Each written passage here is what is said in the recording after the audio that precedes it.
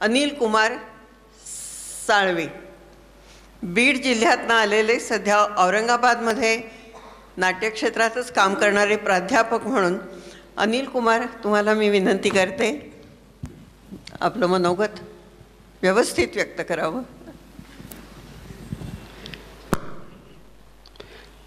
मुळात आम्ही शेतकरी कष्टकऱ्यांची मुलं. अपमानाची इतकी सवय झालेली असते. एक मिनिट फक्त थांबवते मध्ये, कारण तुमची ओळख मी वाचून नाही दाखवली, नाही ती लिहिली गेली आहे. माफ करा मला. बीड जिल्ह्यात त्यांनी आता सांगितलं, जन्माला आलेले, औरंगाबाद येथील देवगिरी महाविद्यालयात नाट्यशास्त्र हा सध्या विषय ते शिकवतात. यांना ग्लोबल आडगाव, शेख मोहम्मद आणि मराठी माध्यम आणि तिच्यासाठी वाटेल ते, या 3 एकांकिकांच्या लेखनासाठी हा पुरस्कार दिला जात आहे.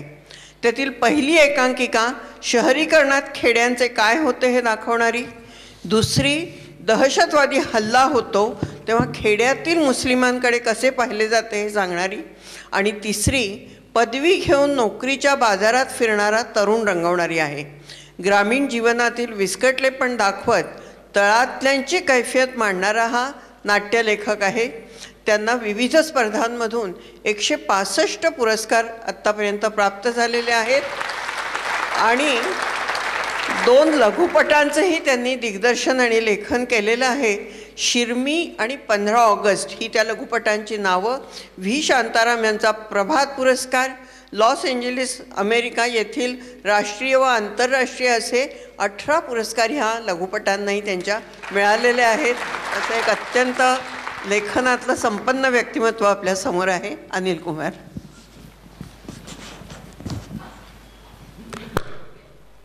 एकतर इतकं मोठं शहर पुणे आणि त्यात बालगंधर्व रंगमंदिर. जेव्हा प्रवेशद्वारातून प्रवेश करत होतो तिथे पाहिलं की आमचे सगळ्यांचे फार मोठमोठे फोटो लागलेले आहेत. मुळात आम्ही शेतकरी कष्टकऱ्यांचे लेकरं. अपमानाची इतकी सवय झालेली असते की सन्मानाची भीती वाटते.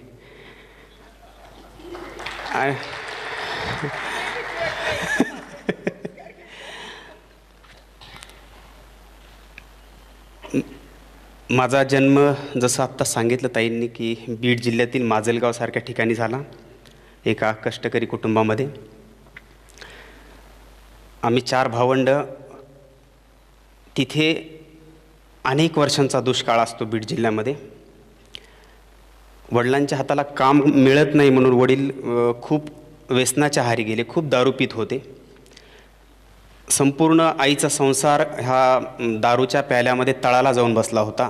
तो उपसायचा म्हणून मी आणि भाऊ बालवयामध्ये एका हातामध्ये पेन, वही आणि दुसऱ्या हातामध्ये गवंडी कामाचे सर्व साहित्य घेतलं आणि आम्ही दोघेजण गवंडी काम करत करत शिक्षण घेतलं. भाऊ BA झाला, पण तो बेकारीचा बळी ठरला आणि तिथेच राहिला. मी औरंगाबादला आलो आणि नोकरी करू लागलो. ह्या सगळ्या परिस्थितीचा माझ्यावर कसा परिणाम झाला मी ते सांगतो आहे.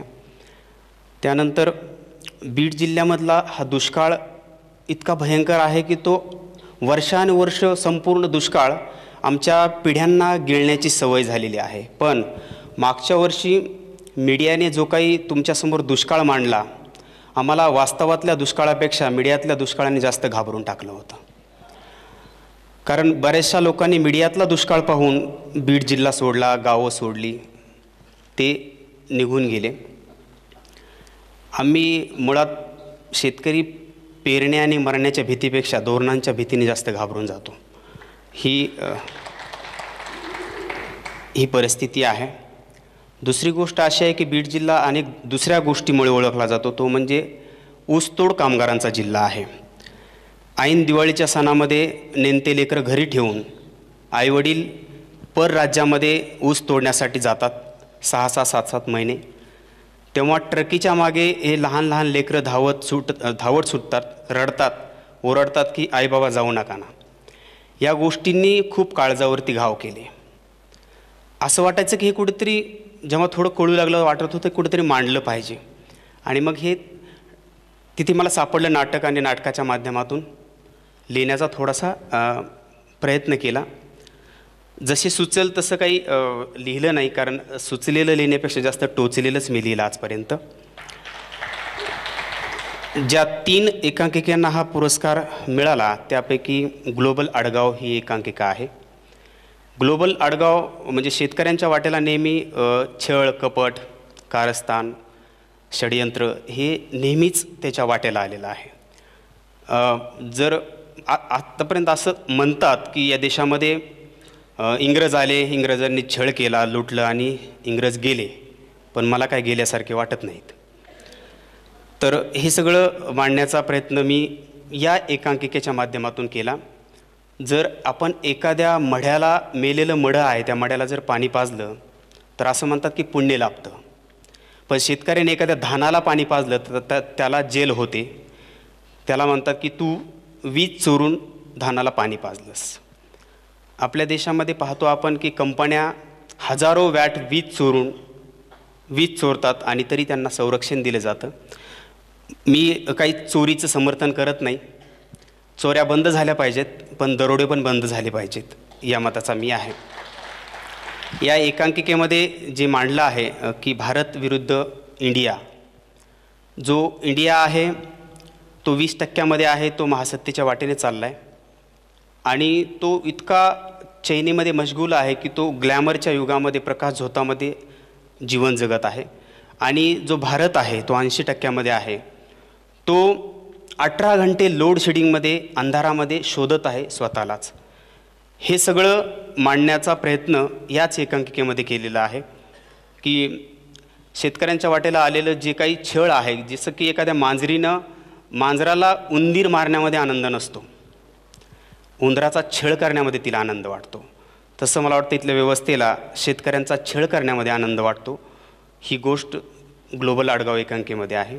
दुसरी जी एकांकिका आहे ती आहे शेख मोहम्मद मराठी माध्यम.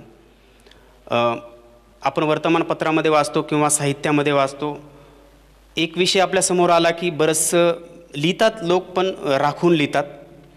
मुस्लिम विषय आला की राखून लिहिलं जातं. मी जरा राखून नाही लिहित, मी झोपून लिहितो. मुस्लिम विषय आला की आपल्याला दुसरी गोष्ट दिसते की आतंकवाद. आणि अलीकडच्या काळामध्ये बघतो की आतंकवादामध्ये जे काही तरुण पकडले गेले मुसलमान, 10-12 वर्ष हे फार यातना भोगतात जेलमध्ये. आणि हायकोर्टाने असे निर्णय दिलेत की हे आतंकवादी नाही आहेत आणि मग ते जेलमधून सुटतात, पण त्याचे 10-12 वर्ष जे आहेत मग ते परत कोण देणार, हा मला प्रश्न पडला होता. बीड जिल्ह्यामध्येच एक घटना घडली आणि एका तरुणाला आतंकवादी म्हणून पकडलं गेलं. त्याचा गुन्हा असा होता की त्या तरुणाने एका फार मोठ्या आतंकवाद्याला हिंदी शिकवली आहे, असा फार मोठा गुन्हा होता त्याच्यावर. आता मी बीड जिल्ह्यातला आहे, मी माझं शिक्षण पण जिल्हा परिषद शाळेमध्ये झालेलं आहे.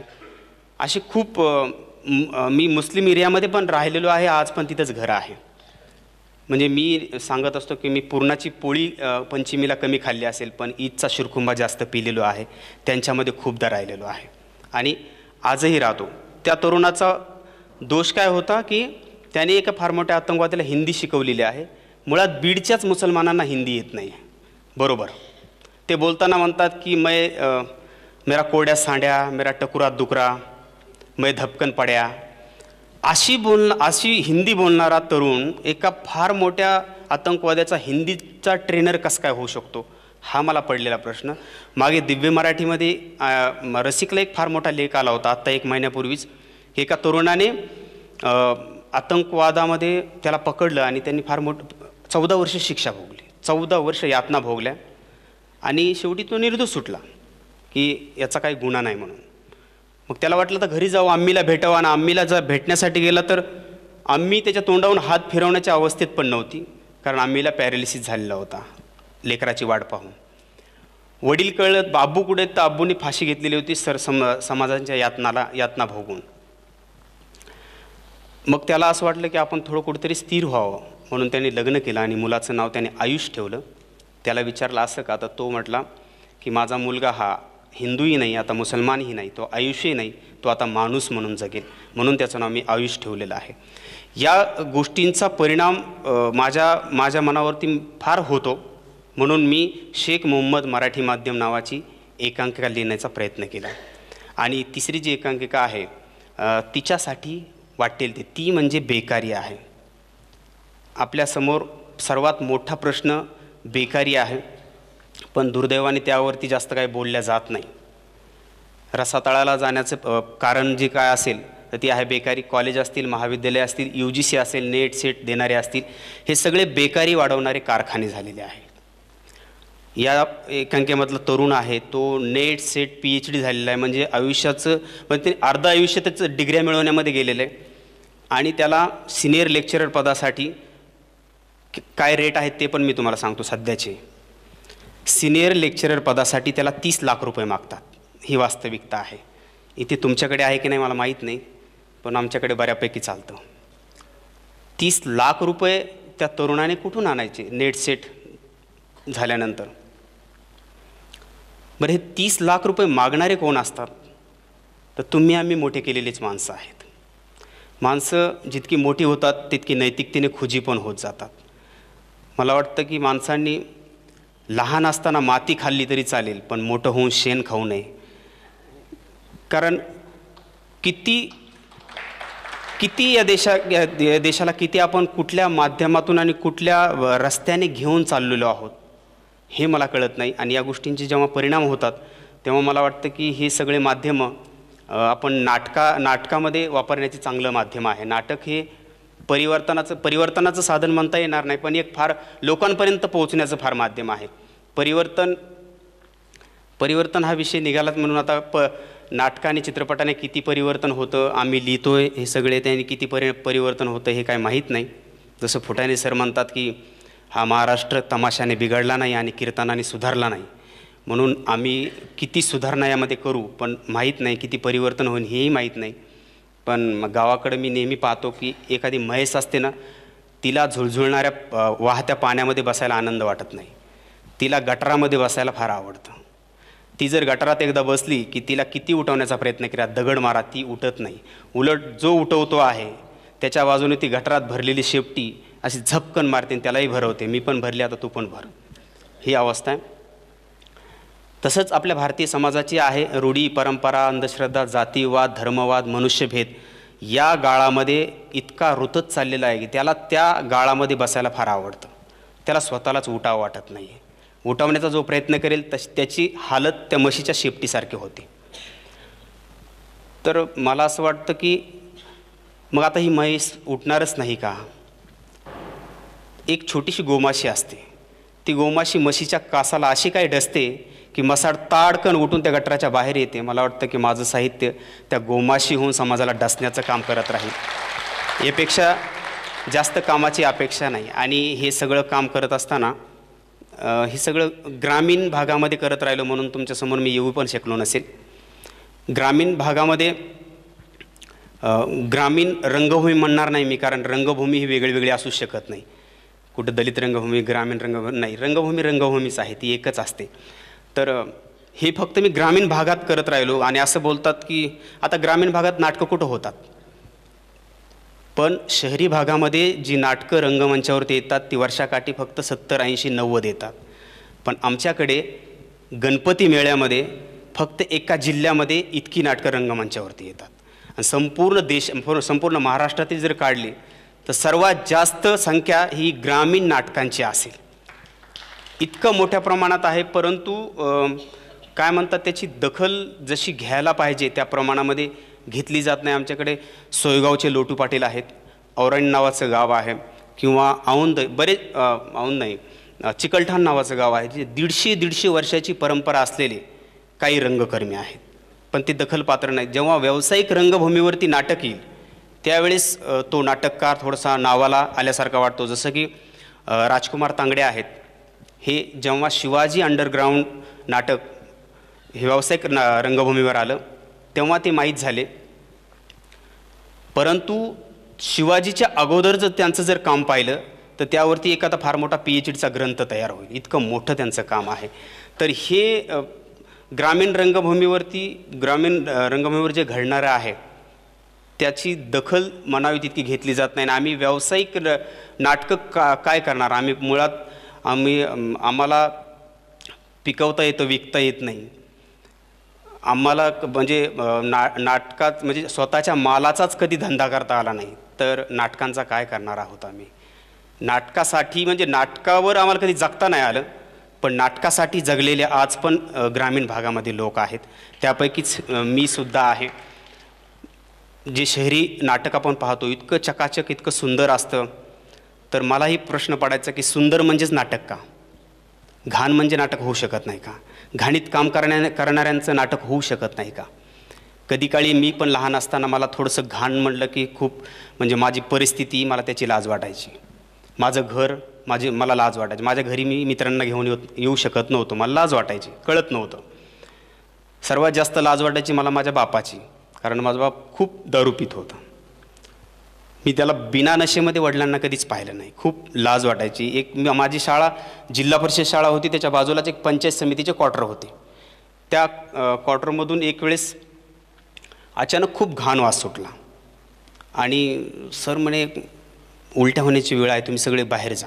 आम्ही बाहेर आलो आणि पाहिलं तर ते पंचायत समितीच्या क्वार्टरमध्ये काही 2-4 माणसं जुने संडासचे टँक बकेटीने उपसत होते.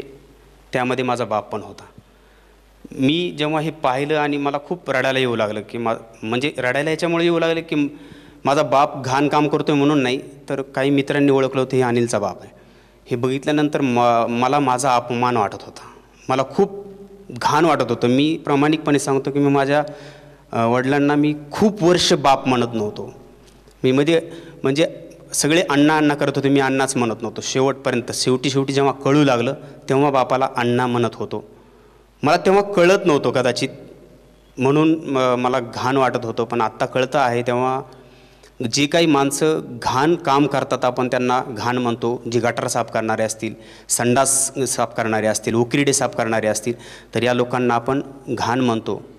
पण घाण टाकणारे घाण असतात की घाण उचलणारे घाण असतात, ह्याचा थोडासा आपण विचार केला पाहिजे. ह्या मुंबई शहरामध्ये बघितलं तर आपण हजारो उंदीर दररोज मरून पडतात. जर ही घाण साफ करणारी माणसं 8 दिवस संपावर गेली तर देशाचं काय होईल, हा मला कधी कधी प्रश्न वाटतो. म्हणून हे घाण साफ करणारे जे लोक आहेत, खरं तर त्यांचा सन्मान व्हायला पाहिजे. हे इतके मोठ्या दर्जाचे लोक असतात. आत्ता कळतं आहे म्हणून सांगतो की माझा बाप तेव्हा घाण काढत नव्हता, तर या देशाला घाणीच्या बाहेर काढत होता. म्हणून आज बापाचा मला सार्थ अभिमान वाटतो. म्हणजे काही काळामध्ये होऊन गेलेल्या त्या चुका असतात.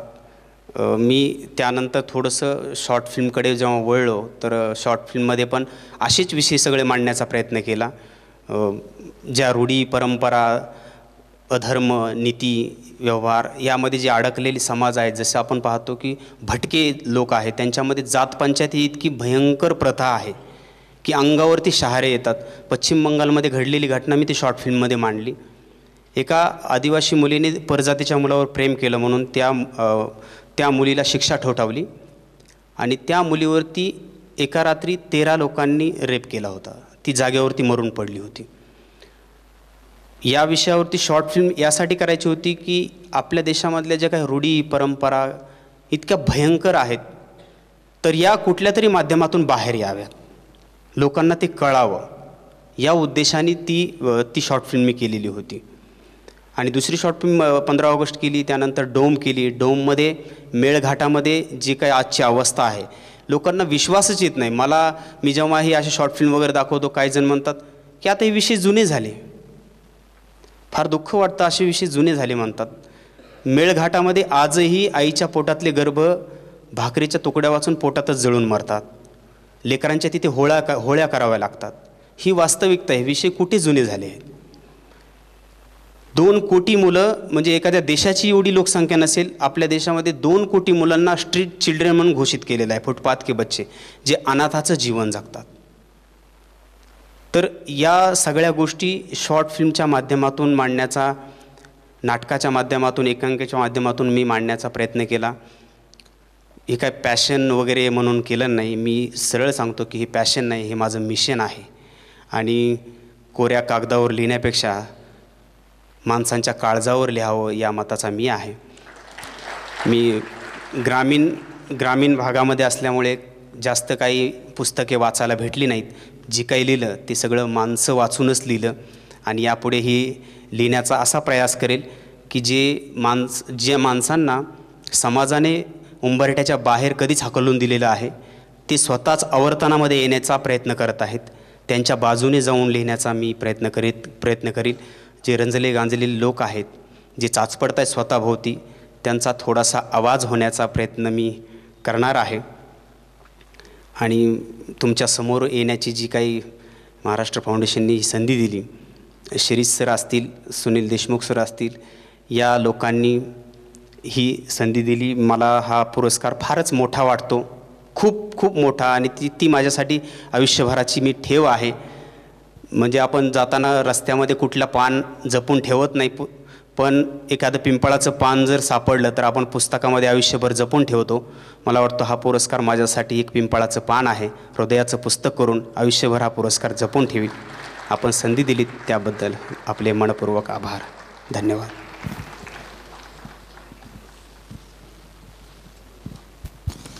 खूप खूप धन्यवाद अनिल. खूप एका वेगळ्या विश्वात तुम्ही नेलत सगळ्यांना. मला बीड जिल्ह्याचं एक कौतुक नेहमी वाटतं. महाराष्ट्र फाउंडेशनने आत्तापर्यंत 300 पुरस्कार दिलेले आहेत, त्यातले 3 पुरस्कार माजलगावच्या लोकांना मिळालेत. गेल्या वर्षी आम्ही मनीषाताई तोकले यांना पुरस्कार दिला होता, आणि त्याच्या आधी एकनाथ भाऊ आपल्यामध्ये नाही येत आता, पण एकनाथ भाऊ आव्हाडांनाही आपण महाराष्ट्र फाउंडेशनचा पुरस्कार दिलेला होता.